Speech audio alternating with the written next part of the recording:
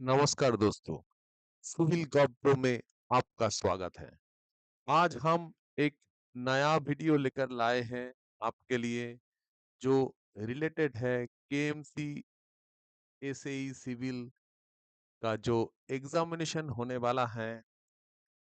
तो उसके लिए हमने जो एमसीक्यू का सीरीज चालू किया है, तो वो एमसीक्यू का सीरीज में हमने पार्ट 1 से लेकर पार्ट 9 तक हमने आपके लिए एक वीडियो दिया है। में टोटल जो क्वेश्चंस है, टोटल 300 क्वेश्चंस है। तो ये आप जरूर देख लीजिए, ये आपको हेल्प करेगा। तो इसी चैनल का बहुत व्यूअर्स ये जो क्वेश्चंस देखा है, तो इसी क्वेश्चंस देखने के बाद जो क्वेश्चंस किस जगह से आता है और किस टाइप में आता है उसको मालूम हो गया। तो आज जो हम आपको ये वीडियो में बोलने वाले हैं वो है एमएससी वेस्ट बंगाल डब्ल्यूबी का वेबसाइट में एक ऐसे ही सिविल का सैंपल पेपर दिया हुआ है। तो ये सैंपल पेपर आज हम सॉल्व करने वाले हैं। तो ये सैंपल पेपर जो सॉल्व हम करेंगे, तो आपको हम यही बोलेंगे कि ये वीडियो आप टिल एंड तक देखिए, आपको जरूर कुछ सीखने को मिलेगा। और ये एंड में आपको देखिए, जो आपका जो नॉलेज है, आपका जो नॉलेज है वो एनरिच हो जाएगा। ठीक है। तो ये चैनल आप सब्सक्राइब करके रखिए, आपको बहुत हेल्प होगा जब हम नए वीडियो हम लाएंगे। तो वो आपको नोटिफिकेशन में आ जाएगा, तो आप तुरंत देख पाएंगे। ठीक है। तो ये वीडियो देखिए, ये हम बोलेंगे। तो ये शुरू करते हैं, चलिए। तो देखिए, एक सैंपल पेपर दिया हुआ है जो एमएससी वेस्ट बंगाल का वेबसाइट में, वो 2016 टेक्स्ट बुकलेट। ठीक है। तो इसमें जो दिया हुआ है कि टाइम अलाउड देखिए 2 आवर्स। ठीक है। आपको जो एडवर्टाइजमेंट में दिया हुआ है उधर 1.5 आवर्स। तो ये 2 आवर्स आपको नहीं मिलेगा, आपको यही मिलेगा। ठीक है। फुल मार्क्स 200 है। और जो इंस्ट्रक्शंस दिया हुआ है, आप एक एक करके ये पढ़ लीजिएगा। तो आपको जब एग्जामिनेशन में जाएंगे, आपको कॉन्फिडेंस हो जाएगा। तो देखिए, इसमें जो हमको आपको जो बोलना है वो है, देखिए 100 क्वेश्चंस दिया हुआ है, 2 मार्क्स है। ठीक है। और कैलकुलेटर जो है ये नॉट अलाउड, आपको कैलकुलेटर नहीं मिलेगा। और पेजर मोबाइल तो नहीं मिलेगा। ठीक है। Any type of electronic gadget नहीं। तो आपको जो एंटायर सीट है वो used or unused extra pages should be handed over. ये ये handed over करना है to the invigilator before leaving the examination. ठीक है। और अंत में देखिए दिया हुआ है कि you are warned against adaptation adoption of any unfair means at the examination. Any report in this behalf from center supervisor or examiners may lead to instant cancellation of your examination and debarment from appearing any future examination. तो ये आप छेड़खानी मत कीजिए। आपको जो questions दिया हुआ है आप आहिस्ता आहिस्ता सॉल्व कीजिए। तो आप देखिए आप आंसर दे पाएंगे। कोई टेंशन लेने का आप नहीं है उधर। आप जो जो प्रैक्टिस किया गया है आपका जितना नॉलेज हुआ है उसी में से आप एग्जामिनेशन दीजिए। ठीक है। तो चलिए हम शुरू करते हैं। जो सैंपल पेपर दिया है उसका पहला जो क्वेश्चंस है देखिए। The deflection at free end of a uniformly loaded cantilever length 1 meter is 7.5 millimeter. The slope at the free end, ये स्लोप निकालना है। तो क्या दिया है एक ड्रॉ कर लेते हैं। ये कैंटिलीवर का फिक्स्ड एंड है और ये फ्री हैंड। इसमें यूडीएल दिया हुआ है और इसका जो डिफ्लेक्शन होगा ऐसा होगा। तो ये जो डिफ्लेक्शन है डेल्टा ये दिया हुआ है 7.5 मिलीमीटर और कैंटिलीवर का लेंथ जो है वो एल 1 मीटर दिया हुआ है जो 1000 मिलीमीटर है। ठीक है।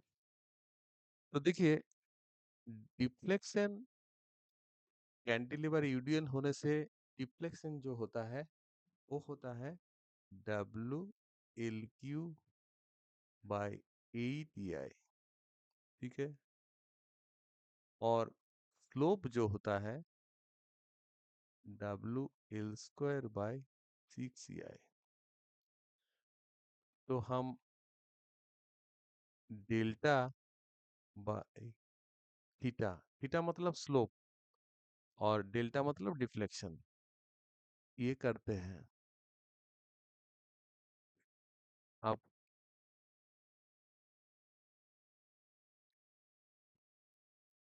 ये ई आई है 6EI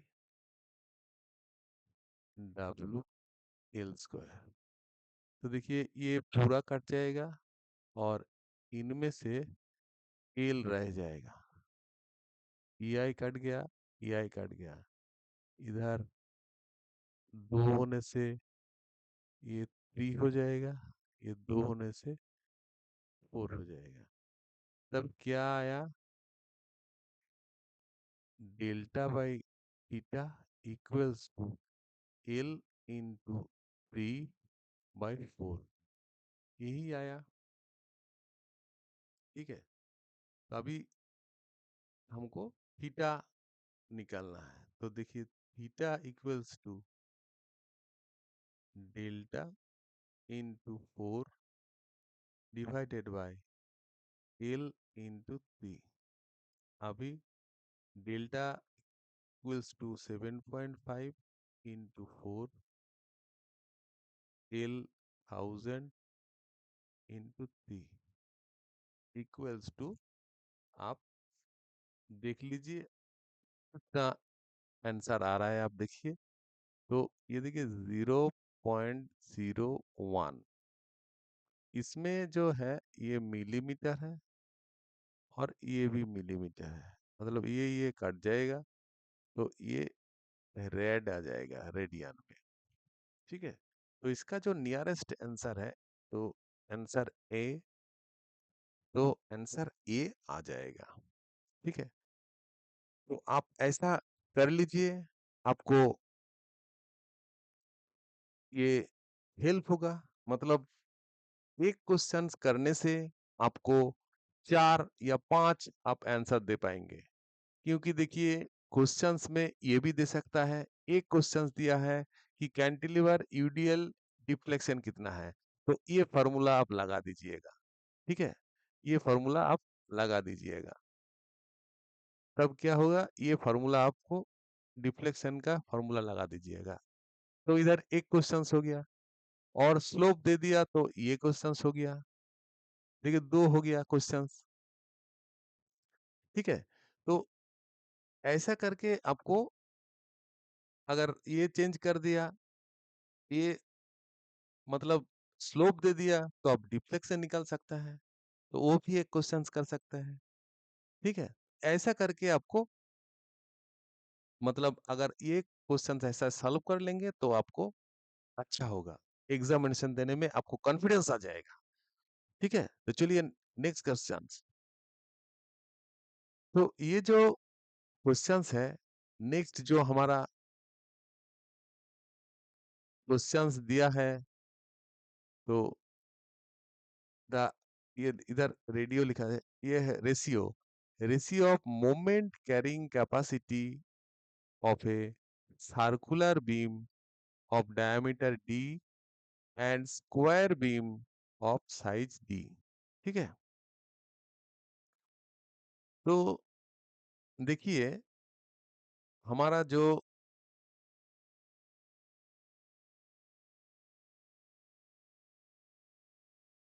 एक इक्वेशन है, m by I equals to F by Y.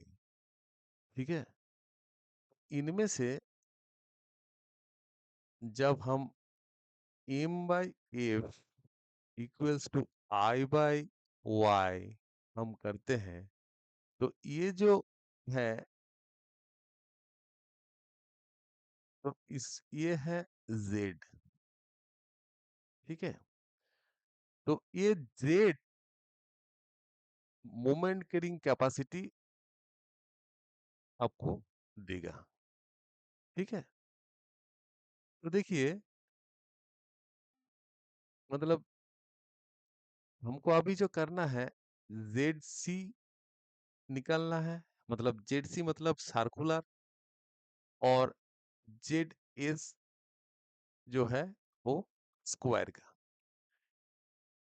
M by I, देखिए पहले हम निकलता है जेड सी, आई सर्कुलर का pi by 64 D to the power, और वाई मतलब ये जो सर्कुलर है, इसका जो एन है, न्यूट्रल एक्सिस है, यहाँ से जो एक्सट्रीम फाइबर है वो है, इसका तो दिया है, देखिए डी दिया हुआ है, तो वो होगा वाई मैक्स। ठीक है, वो होगा वाई मैक्स, तो वाई मैक्स होगा d/2।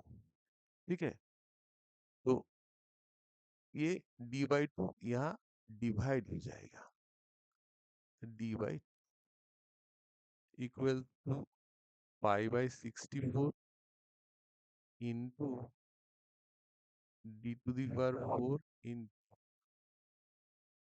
2/d। तो ये 2 और ये 64 32 हो गया, और ये 4 कट के 3, और ये d कट जाएगा, तो देखिए हुआ है पाई dq/30। ठीक है, और जेड एस का क्या होगा, जो जेड एस का होगा वो देखिए आई क्या, D to the power 4/12 divided by Y max. तो इधर जो है इसका जो न्यूट्रल एक्सिस है ये, तो इसका जो वाई मैक्स होगा ये d/2, क्योंकि साइड जो दिया हुआ है वो d दिया हुआ है, तब ये d/2। तो अभी d⁴ divided by 12 divided by 2/d, ठीक है। तो क्या होता है d⁴/12 इंटू, सॉरी ये मल्टीप्लाई, तो ये d से ये 3 और ये यहाँ से ये कट गया तो 6 हो गया, ठीक है। तो ये हो गया 6 हो गया। तो 6 होने से आपको ये हम इरेज कर रहे हैं।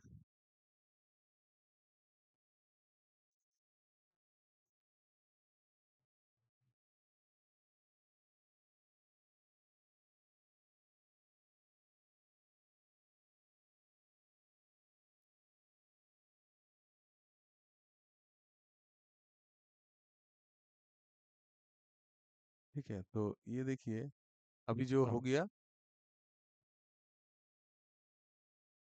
dq/6 ये हो गया। तो हमको देखिए इधर जो क्वेश्चंस दिया है, तो इसमें बोला है कि ratio circular beam and square beam, मतलब ZC/ZS। तो ZC का क्या है, π/32 d⁵, और ZS का d⁵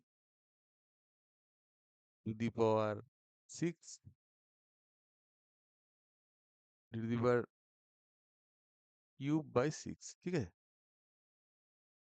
तो अभी जो करना है वो देखिए ZC/ZS equals to π/dq/32 into 6/dq। ये dq कट गया, और ये 2 से 3 और ये 16। तो ZC/ZS आ गया 3π/16, ठीक है। तो आंसर होगा डी 3π/16। आप ये हमारा साथ कर लीजिए, तो आप देख पाएंगे और आपको जो नॉलेज है वो बूस्टअप हो जाएगा, और एग्जामिनेशन में आप कॉन्फिडेंस लेवल आपको हाई हो जाएगा। तो चलिए नेक्स्ट क्वेश्चंस देखिए, ये सॉइल मैकेनिक्स का क्वेश्चंस है और शेयर स्ट्रेंथ चैप्टर में है। S is the shear strength, C and phi are the shear strength parameter।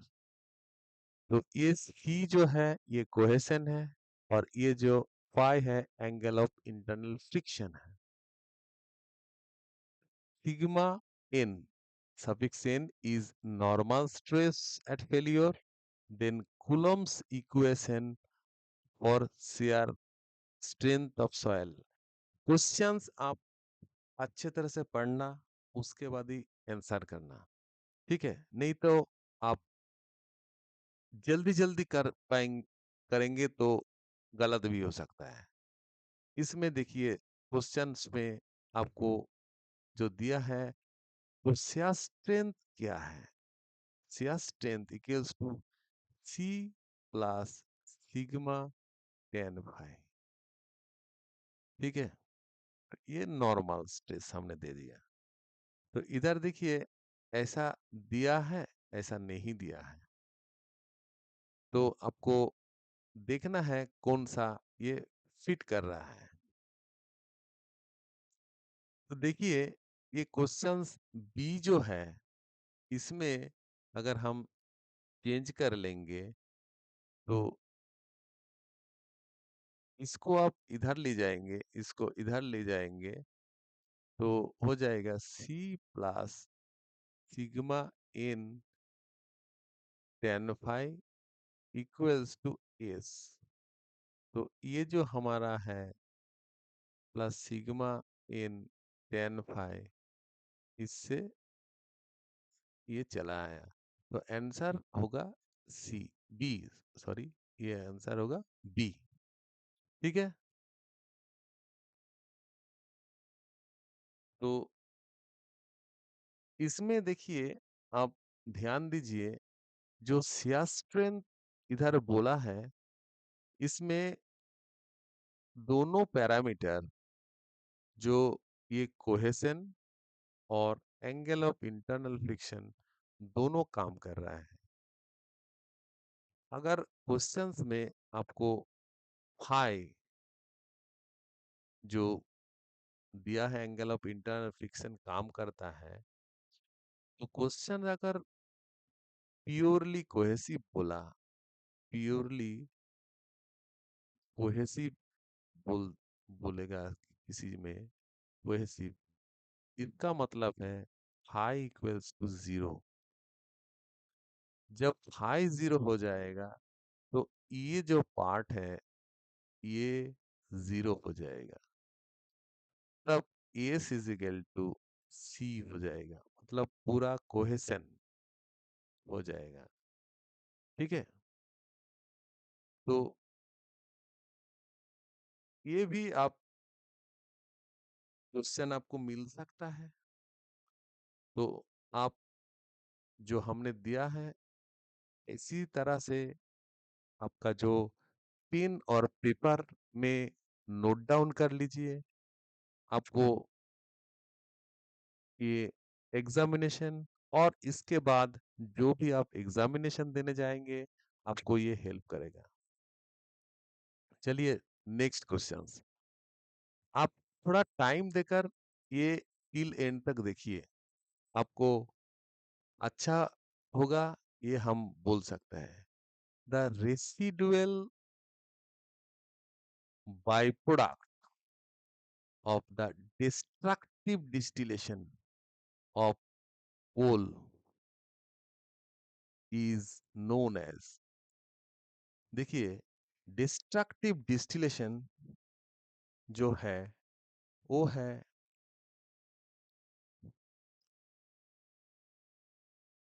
Absence of air.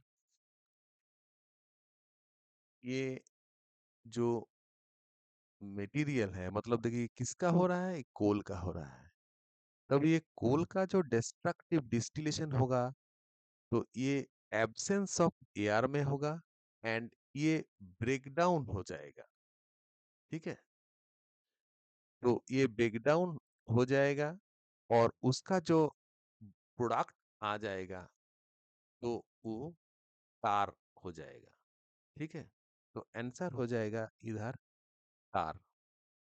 और ये देखिए, बिटुमिन जो है, ये डिस्ट्रक्टिव नहीं, ये फ्रैक्शनल होता है। फ्रैक फ्रैक्शनल डिस्टिलेशन।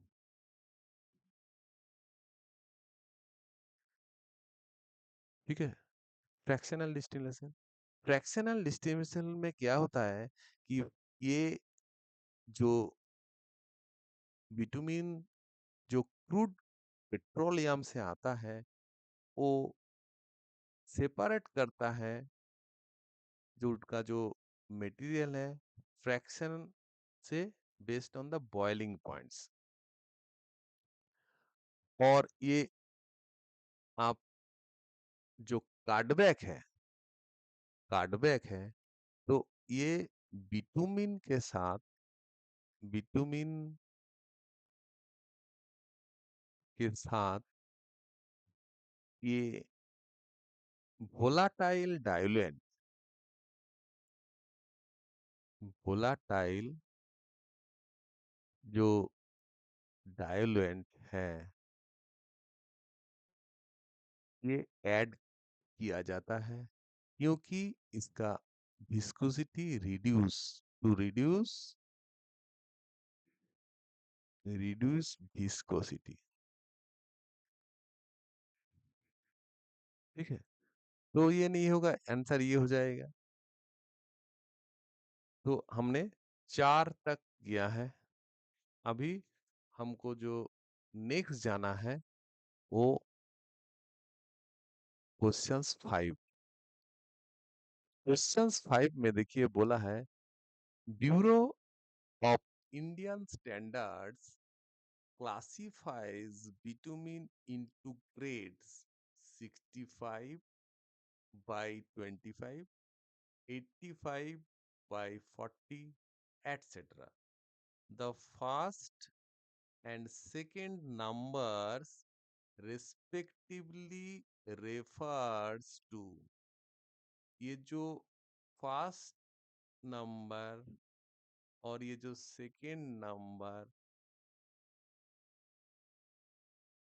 रेफर किसको करते हैं? ये फर्स्ट जो है ये पेनिट्रेशन पेनिट्रेशन और सेकेंड जो है वो है सॉफ्टनिंग।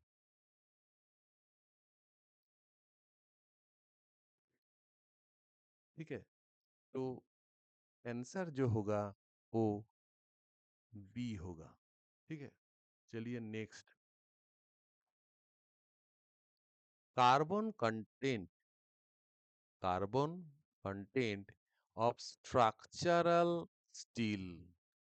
तो स्ट्रक्चरल स्टील में 0.01% टू 0.25% ये आंसर होगा। ठीक है, इसको आपको नॉलेज में रखना है। ये तो कोई कैलकुलेशन वाला बात नहीं है, तो ये नॉलेज में आपको रखना है। Next, plastic bitumen is generally use. अभी ये प्लास्टिक बिटुमिन यूज हो रहा है, तो ये कहाँ यूज हो रहा है, इसमें दिया हुआ है। तो आपको देखिए ये रोड में बहुत यूज हो रहा है, क्योंकि प्लास्टिक जो है बहुत हमारा एनवायरनमेंट में जो हैजार्डस हो रहा है, तो हैजार्डस होने के कारण ये प्लास्टिक बहुत बढ़ गया है। तो इसको अगर हम बिटुमिन के साथ मिक्सिंग किया जाता है, तो ये waste plastic as a binder ये काम कर सकता है और फ्लेक्सिबल पेमेंट में ये काम आएगा। ठीक है, तो ये प्लास्टिक बिटुमिन जो है वो बिटुमिन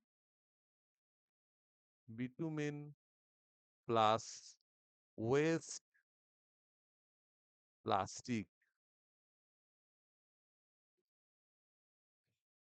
ठीक है, एज ए बाइंडर काम कर रहा है, फ्लेक्सिबल पेमेंट। तो आंसर होगा ये। चलिए next, brass is an alloy of. Brass जो है वो है जिंक एंड कॉपर। तो ये कॉपर जो है वो 60 to 70% रहता है, और जेडन जिंक जो है वो 30 to 40% रहता है।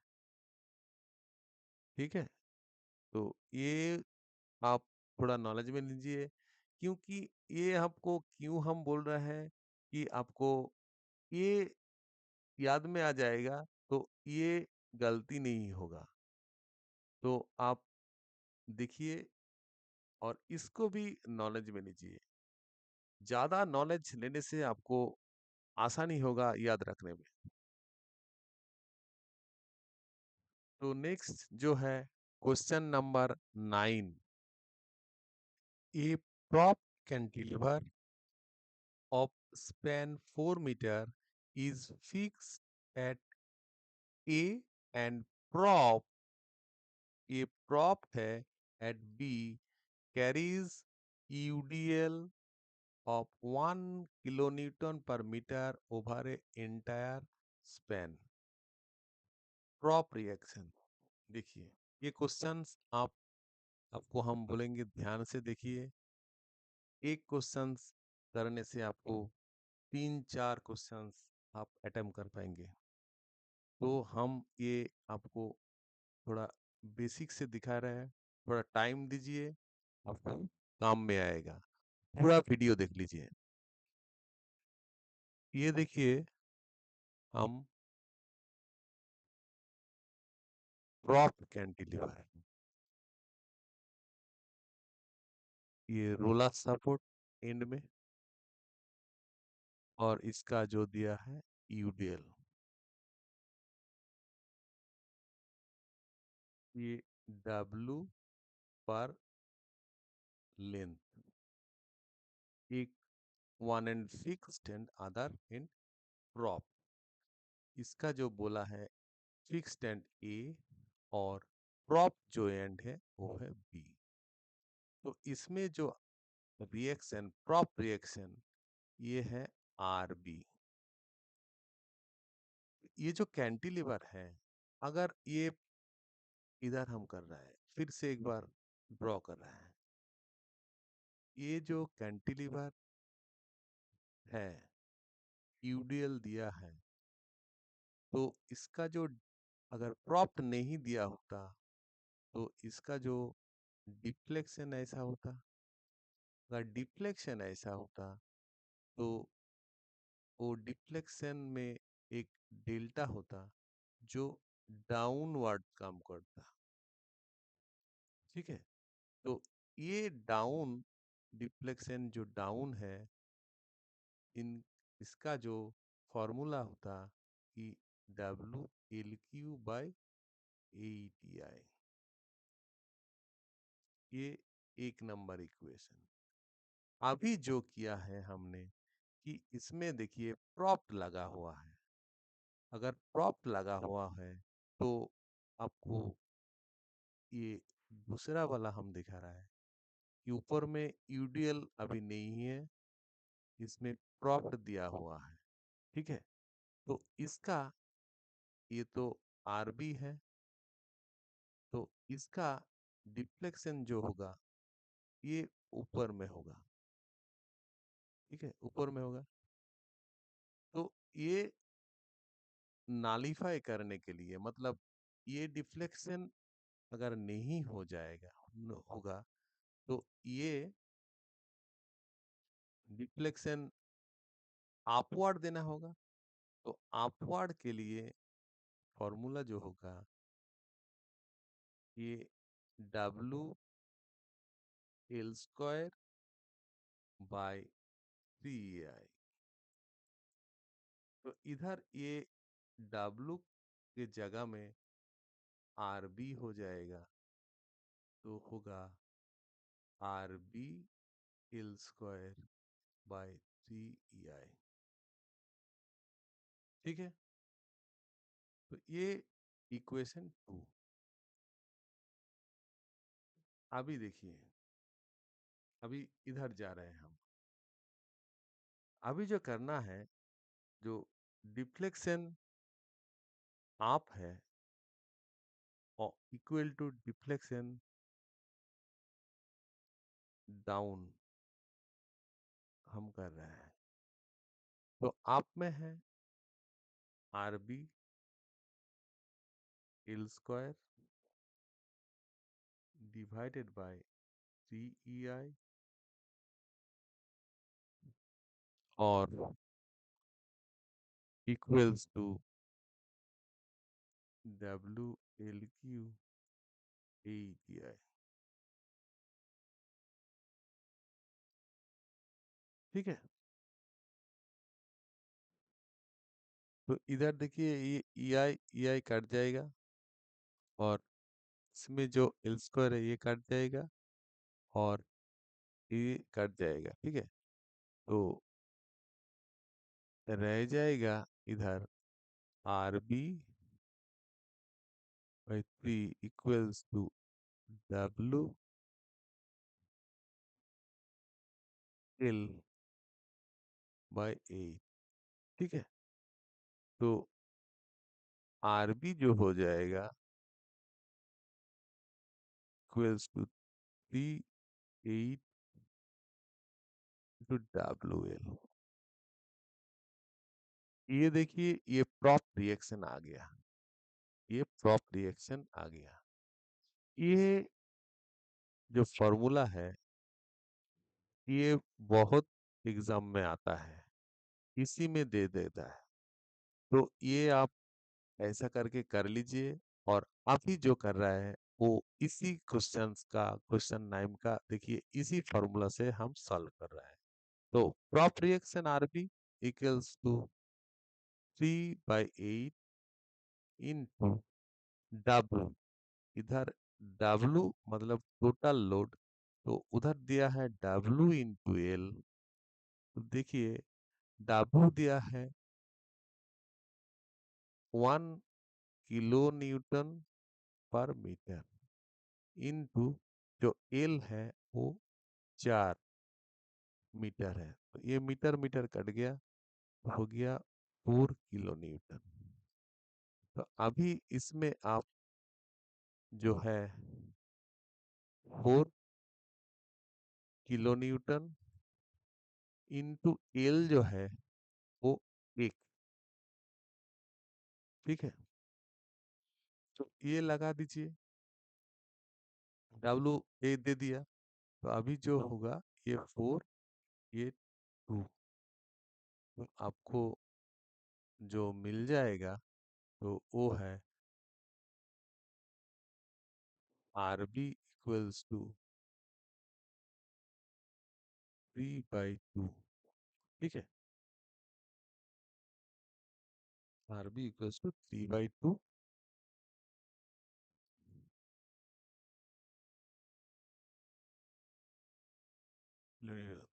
ये कट गया 1.5, तो हो जाएगा 1.5 किलो न्यूटन।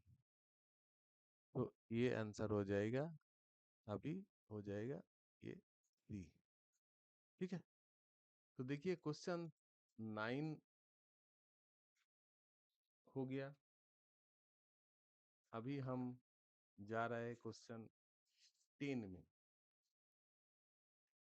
तो 10 में जो क्वेश्चंस दिया हुआ है वो आपको हम दिखा रहा है।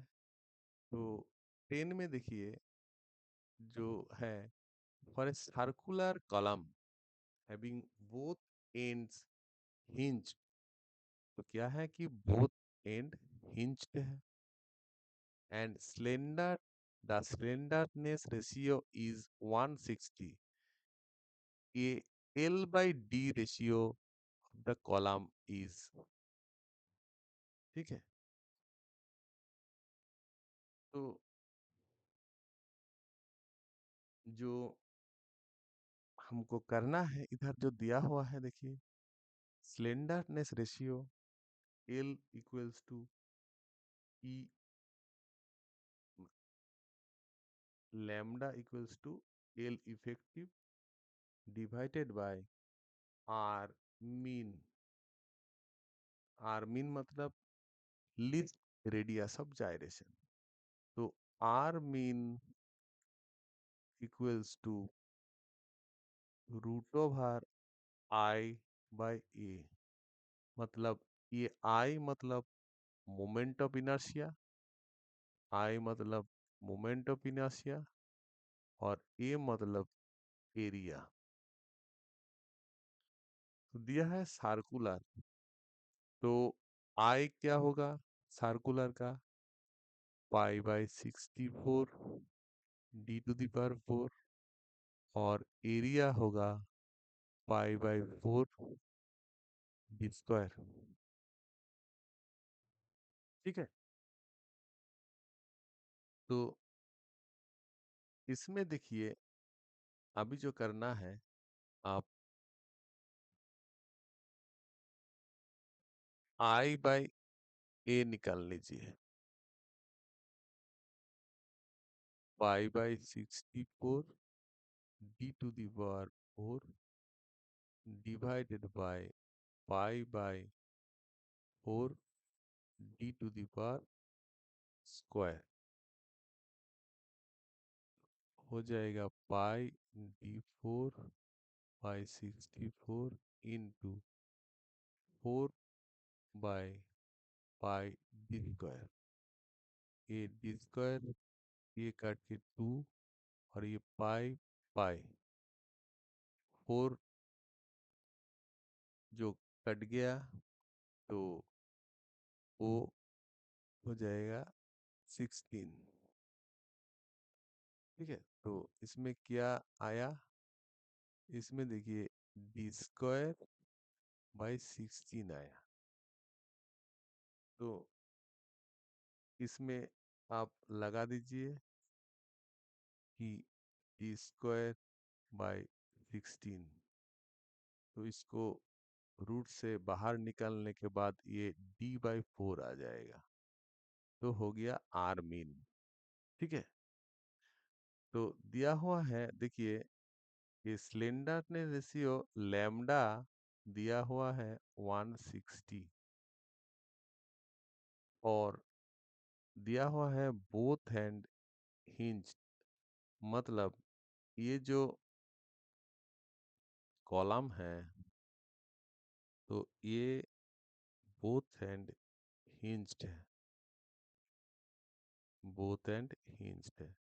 तो बोथ एंड हिंज होने से इसका जो ये होगा ऐसा होगा और L equals to L effective होगा।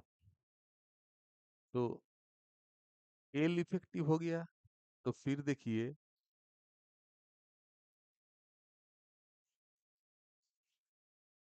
160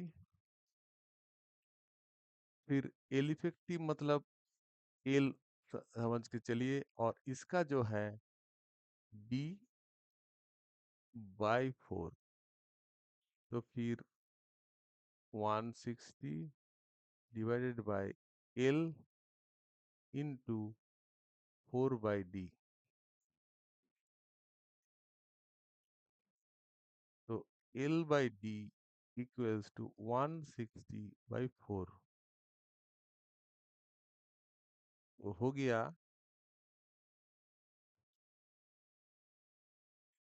ये 40। तो एल बाई डी रेशियो हो गया 40। तो आंसर हो जाएगा ये। देखिए इसमें जो क्वेश्चंस हुआ है इसमें देखिए आपको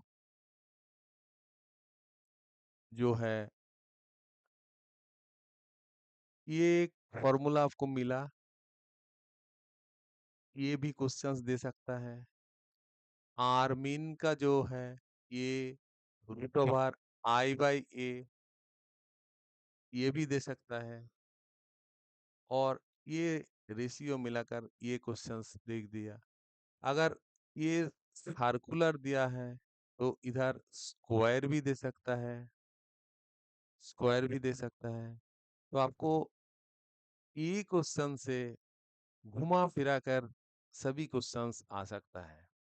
तो इसमें देखिए अभी बोथ एंड हिंज दिया हुआ है तो हिंज की जगह में आपको वन एंड फिक्स्ड ऐसा दे सकता है कि वन एंड फिक्स्ड और अदर एंड हिंज्ड ऐसा दिया। तो आपको तभी क्या करना है, आप थोड़ा यहाँ से भी कर सकते हैं। तो देखिए इसका जो तब होगा तो ऐसा करके ये ऐसा हो जाएगा। तो इसका एल और एल इफेक्टिव अलग हो जाएगा। तो एल और एल इफेक्टिव अलग हो जाएगा तब ई जगह में आपको चेंजेस करना है। तब ये दूसरा क्वेश्चन हो जाएगा। ठीक है, तो चलिए वो आप यहाँ से ट्राई कर लीजिए, ये क्वेश्चंस आप कीजिए और अभी जो हम जा रहा है नेक्स्ट क्वेश्चन नंबर 11। तो ये जो क्वेश्चंस है, ये देखिए सर्वे का क्वेश्चंस है, और ये क्वेश्चंस आप देख लीजिए। The bearing of C from A is, ये रिड्यूस्ड बियरिंग में दिया हुआ है, north 30 degree east, and from B which is 50 metre east of A is north 60 degree west. निकालना है कि डिपर्चर ऑफ सी। ठीक है, ये निकालना है।